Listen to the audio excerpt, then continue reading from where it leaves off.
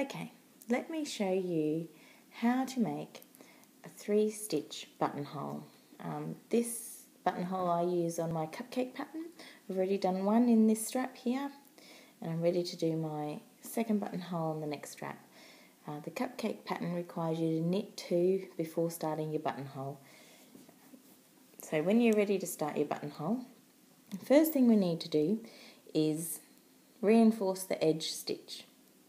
To do that, bring your yarn forward, slip the edge stitch, and then take your yarn back between the needles. To show you that again. So the yarn was back, as though we were knitting all the way along. Bring the yarn between the needles, slip one, and then take the yarn back between the needles. And now we're ready to start making our whole part of the buttonhole. To do that, we need to make 3 stitches disappear. So we'll slip one and then pass that second stitch, the one that we slipped first, over. So that's 1 stitch disappeared. We'll do that again. Slip one and pass the slip stitch over. That's 2 stitches disappeared. We'll do it one more time. 3 stitches disappeared. Then you can see you've got the hole underneath. That's going to be your buttonhole in there. Now move that last stitch back over onto the left needle and turn your work. Now you notice that this yarn stayed way back at the beginning of the buttonhole that whole time. That's where it's supposed to be. Now take that yarn between the needles, between that big gap, to the back. So yarn back. Now we need to cast on 1 more stitch than what we made disappear. So we made 3 stitches disappear, so we need to cast on 4 stitches.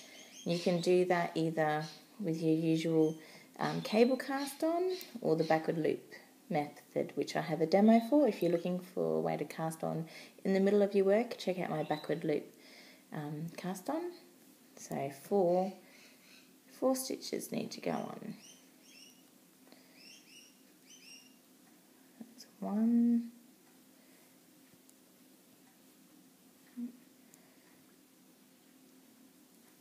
2, 3,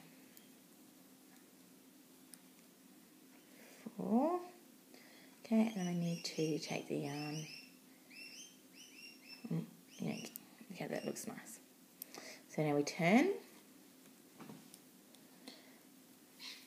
and we need to take the yarn back. So that's between the needles to the back of the work, as though you were going to knit like usual.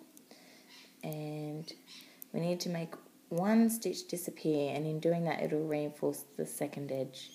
So we slip 1 and pass that extra cast on stitch over, and you're done. So your buttonhole is in here, and it'll look better when you go back through. So that's it. So for the sake of this demo, you just continue on knitting as per the pattern, and by the time you come back up, you'll have a completed buttonhole, and you'll have the same number of stitches as what you started with.